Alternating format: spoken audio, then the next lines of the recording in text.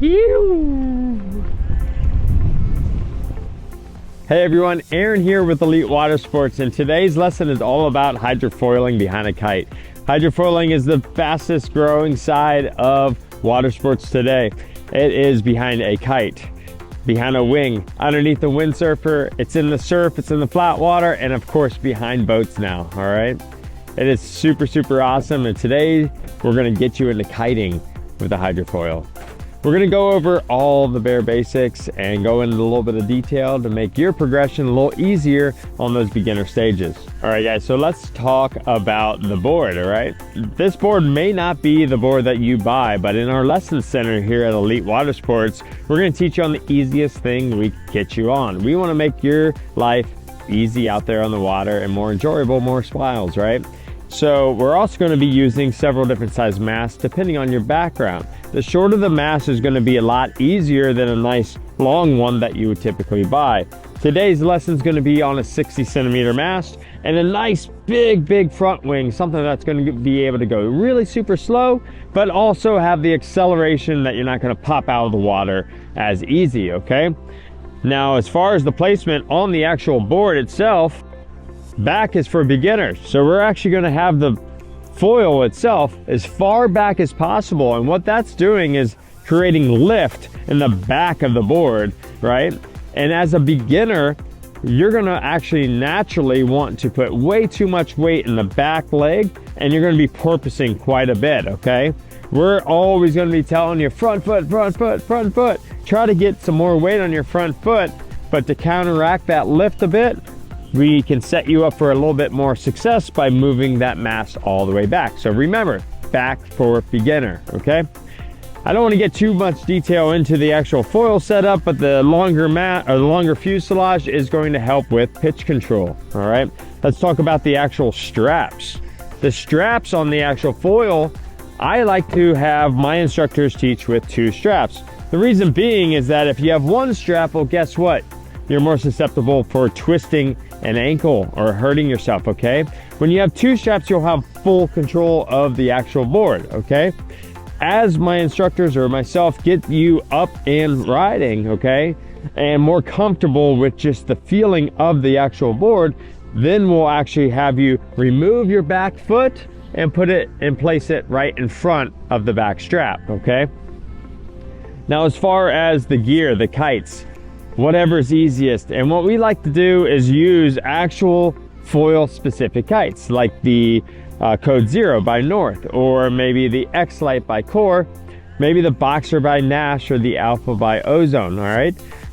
But the North Reach also does really well, and there's several other all-around kites out there on the market that do well for twin tipping, for foiling, and also surfing. So maybe look into that or ask the shop, give us a call, okay? Now, once we get out there on the jet ski, we'll start showing you how to body drag. Body dragging is all about control of the board and control of the kite. Let's break down the 3 stages of foiling. Taxi stage, then you're gonna do touch and go, and then you're gonna go into flight stage, all right?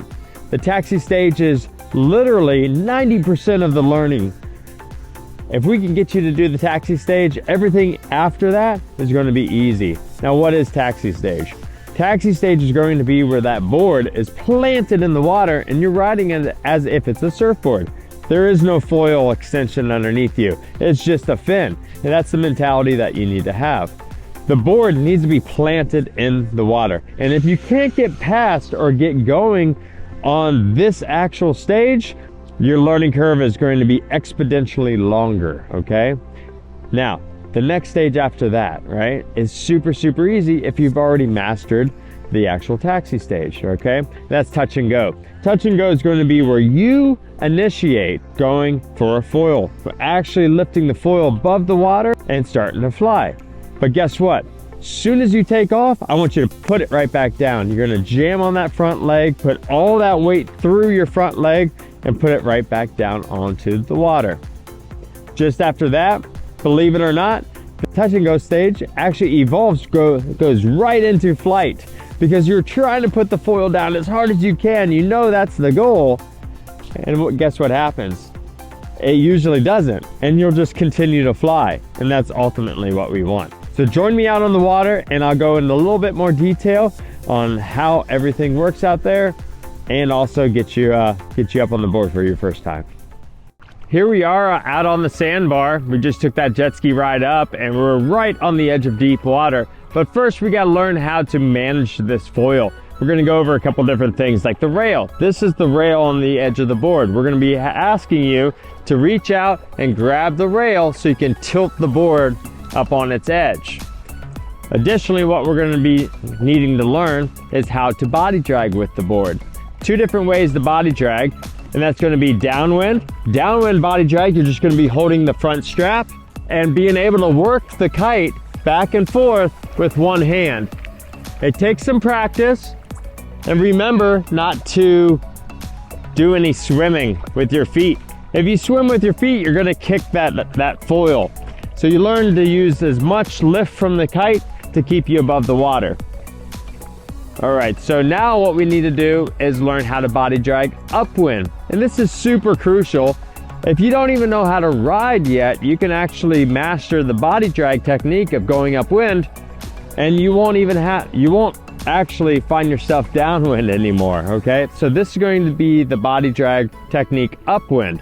You're gonna reach across with your front hand over to the rail, and you're gonna rotate the board up. You'll send the kite off to the direction you wanna travel, and try to get on top of the board as much as possible with the wingtip just barely out of the water. And if you notice, I'm going upwind pretty efficiently. I'm not touching the bottom, although it is waist deep water. And as I turn back the other way, I need to have the kite in position. I'm not swimming with my feet. I just kind of bob here, reach over, grab that rail, tilt it up, and now I'm off on the new direction.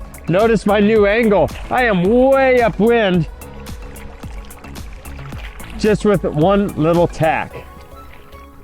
Couple key things is, as you get better at body dragging upwind on top of the board, you'll actually start using your back knee up on top of it. So watch this. I'm gonna reach across to the rail, tilt the board up, hand in the middle of the bar, finger extended really dead center of the bar. And watch, as I get going, I might raise my knee up. And now look at me. I'm going straight upwind.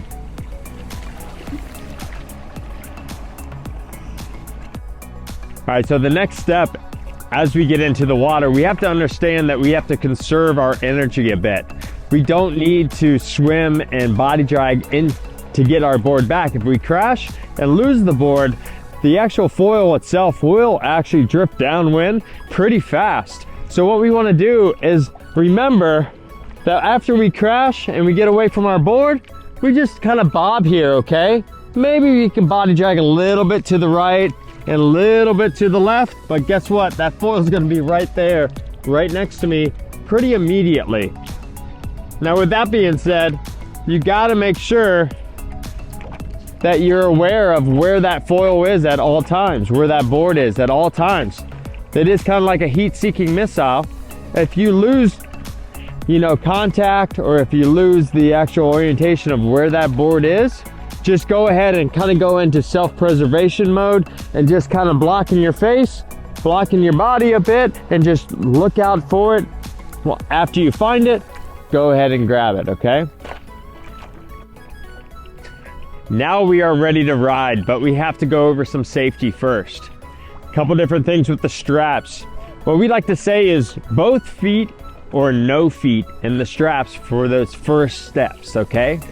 We will eventually actually have just one foot in the front strap and one foot in front of the back strap, okay? We will be on that stage, but at first, both feet or no feet in the straps, meaning if you go to crash and one foot comes out, get the other foot out right away. Once we progress into one foot in the strap and one foot in front of the back strap, again applies. As you're crashing, you only have one foot in the strap, right? Get it out of there, get this board away from you. Two main things that we see for foiling and any kind of dangerous situation or safety concern is going to be if you get up on this board and this board rotates this way and you fall in front, okay? That foil is going to be pretty exposed. You're gonna wanna watch that. So notice those signs that if you're starting to fall over your toes, bail from the board, get that thing out of here. You don't want that anywhere around you, okay? The next thing that we see is that if you're planted really into these straps and the board rotates this way and you go backwards, you don't really go into the foil itself, but what happens is your feet get stuck in the straps and your ankles kind of bend the wrong way. Doesn't feel the greatest. So a couple different safety concerns there, so watch out for that, anticipate it. If you happen to feel kind of uncomfortable on the board and you are possibly feeling like you're about to crash, just bail from it, kick this thing away, get it out of there, jump away from the board, and then you won't have any concerns. Also, you could be wearing an impact vest, and definitely highly recommended to wear a helmet. We are now ready to get on the board, and my back hand is going to be what I use to reach over to the rail, elbow planted into the pad of the strap, rotate it up, and if you notice, now my front leg doesn't have to be too bent to get it into that front strap. If you're compressed like this, that's gonna make it really tough, okay? So if I extend that board way out, and the only way to do that is to have constant pressure, that's with the sail or the kite actually pulling me to the right. Now I can easily get on top of the board. Notice I'm set up to go left, but I'm having the kite pull me to the right. It just makes it easier to get the board on. I send the kite past 12 and then down. That gives me a nice lift up on top of the board.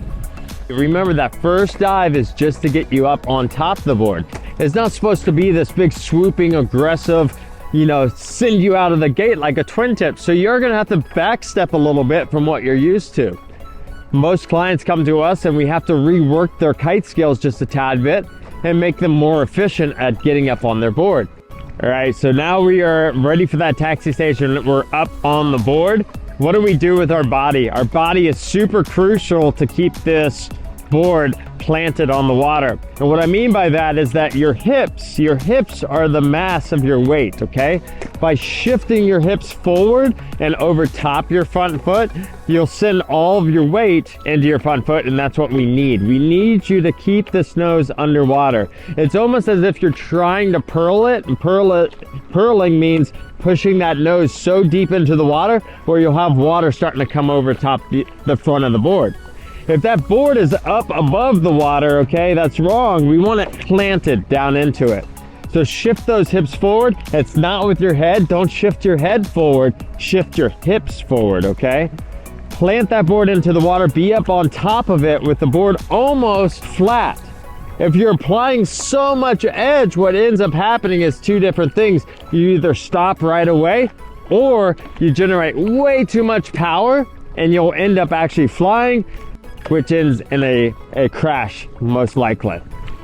Now, if you're in that taxi stage and your board is coming out of the water and then the foil actually breaches and crashes back down, we call that porpoising, we're not really accomplishing much. You might be able to recover it, but in the end, we're not really progressing forward. We're not actually going anywhere with our progression. So just remember, taxi stage is super crucial and is the most important part of this whole entire lesson.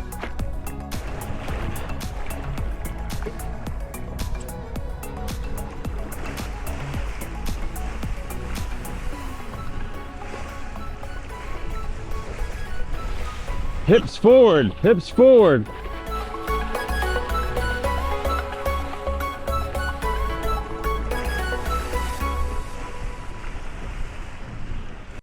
Hips forward, hips forward.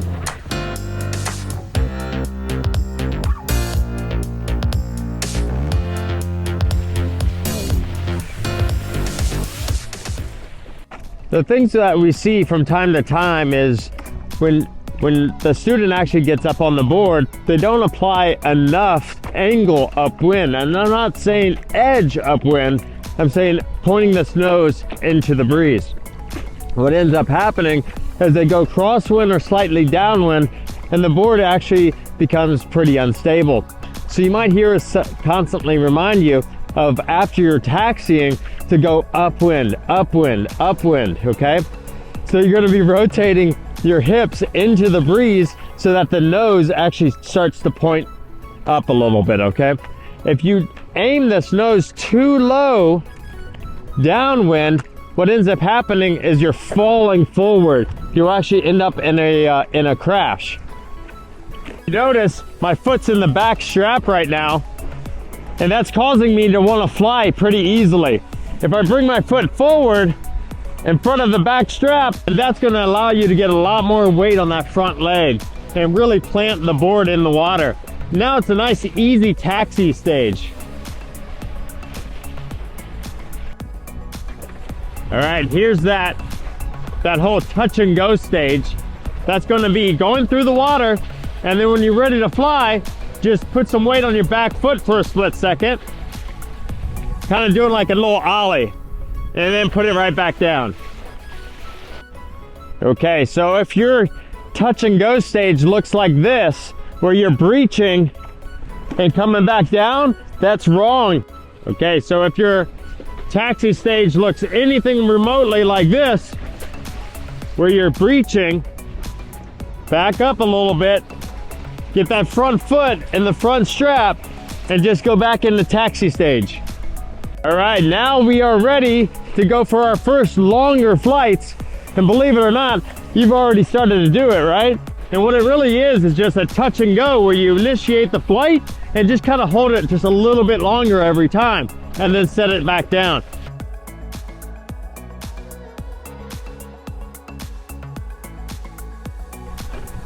So touch and go, and then lift it back up, and then hold it, and then set it back down.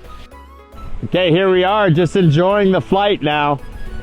And I need to start working myself upwind.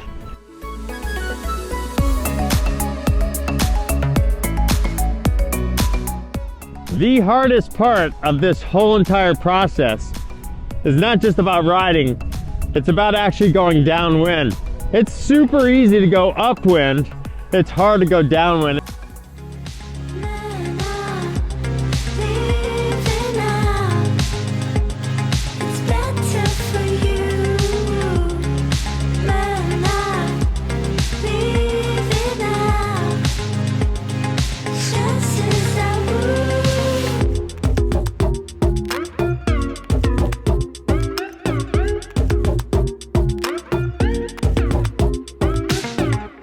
So a couple key things to remember is, notice how high the kite is right now. Kite needs to be lifting me. If you see that my kite is super, super high, you have to have a high kite. If you have the kite too low, what ends up happening is you're gonna be edging really, really hard and leaning back into your harness. And that's gonna actually hold you back from progression. All right, so I suppose there's about 4 different things that we have to remind ourselves when we're learning how to foil. And it's something that I see quite often in most students. The number one thing is that they're afraid to get on top of the board. In order to get going and to be successful with that taxi stage, which is, remember, the most important, you have to get on top of the board. That's gonna be flat, no edge. The next thing is going to be their angle upwind. Although we are flat on the board, we still want to maintain a pretty aggressive angle upwind. So much so that it's going to be more than what you're used to on a twin tip. And how do we do that? We twist those hips to bring that nose into the breeze. You're actually aiming the nose into the breeze so that that foil, that mast, is more like a rudder aiming you into the breeze. And the next thing we see is that as you get up, that kite gets lower and lower and lower, and it's out in front of you. And we want to remind you constantly that your kite needs to be high. A high kite will actually lift you across the water And what you're able to do is now fluctuate the height of the board, the foil, off the water by pulling the bar in to go higher and letting the bar out to go slower. You might even notice that the gurgling sound of the back wing of the foil will start to really be pronounced, and you'll start hearing it. As you get closer to the surface of the water, you'll actually hear that turbulence in the water. And you'll start noticing those kind of things where you start hearing that and it gets louder. That means you're too high. Bring the foil right back down. The very last part is if you're constantly crashing as you get up, you're going over top the board, either to the left or the right. That usually means that as you get up, you're bringing your kite way too low for the initial dive. And what you need to do is bring the kite from the left to the right if you're going to the right, meaning 11 o'clock, swooping past 12 o'clock, and then initiating your dive. You don't want to go from 12 down in front of you like a wakeboard start. You need a lifting sensation, then a pull. So going back and reiterating that the first dive is just to get you up on the board, and the second dive is for you to go somewhere. So those are the four main things that we see that we have to constantly remind our students and break habits as they're forming. This is Aaron with Elite Watersports, and I really hope that you enjoyed this video. I hope that I inspired you to go out and either take a lesson or buy a hydrofoil and get out there on the water and try it. We'll catch you on the water. See ya.